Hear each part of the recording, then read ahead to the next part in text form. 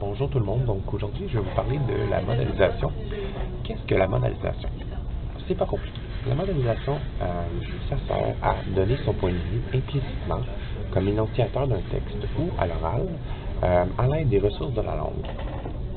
Donc voici quelques ressources de la langue qu'on peut utiliser pour modéliser. Donc ça veut dire dans le fond se rendre visible, partager son opinion dans un texte en utilisant. Et là, ici, ce n'est pas une liste exhaustive des méthodes, des ressources de la langue qu'on peut utiliser pour se rendre visible dans un texte. C'en est seulement quelques-uns. Donc, du vocabulaire connotatif, certains temps de verbe, des marques textuelles comme la ponctuation, les guillemets, les majuscules et le soulignement, par exemple. C'est pas une liste exhaustive là non plus. Des figures de style comme la métaphore et des types de phrases emphatiques et averbales, par exemple. Donc, avant de voir ces méthodes de modélisation-là, je voulais vous donner un exemple de qu'est-ce qu'un énonciateur neutre. C'est rare, les énonciateurs neutres. Par exemple, un article scientifique ou un documentaire, en général, l'énonciateur va être plutôt neutre, mais dans la plupart des autres situations, ou un article de journal, par exemple. Un article de journal est aussi un énonciateur neutre.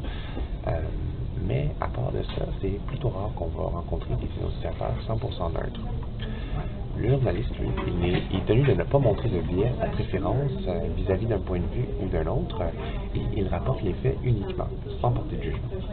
Voici un exemple. C'est un article qui est paru dans la presse, un extrait d'article qui est paru dans la presse le 18 février 2019, où on parle de Donald Trump. Quand on va rapporter des propos connotés, par exemple, quand on dit ici que le ministre de la Justice, Rod Rosenstein, était très inquiet, on va mettre ça en guillemets, parce que ça, c'est des propos connotés, négatifs. Et aussi, plus loin, on va dire que le président, les deux hommes ont eu une discussion sur le fait que le président était inapte à exercer ses fonctions. Ça aussi, c'est pas le genre de mot qu'on peut utiliser dans un article journal. Donc, c'est entre guillemets. Voici des exemples de phrases avec des marques de modélisation dans la phrase. Donc, premièrement, cette plante est belle. Donc, cette plante est belle. Ici, l'adjectif belle dénote mon opinion sur la plante. Son comportement est intolérable. Ici, intolérable, c'est un adjectif qui est connoté négativement, qu'on ne peut pas accepter. Donc, ça démontre l'opinion de la personne qui dit cette phrase-là. Jean devrait avoir fait son devoir. Ici, l'emploi du conditionnel dénote mon incertitude sur le fait que Jean ait fait son devoir ou non. Quatrième phrase, j'ai hâte de te voir, point d'exclamation, point d'exclamation, point d'exclamation.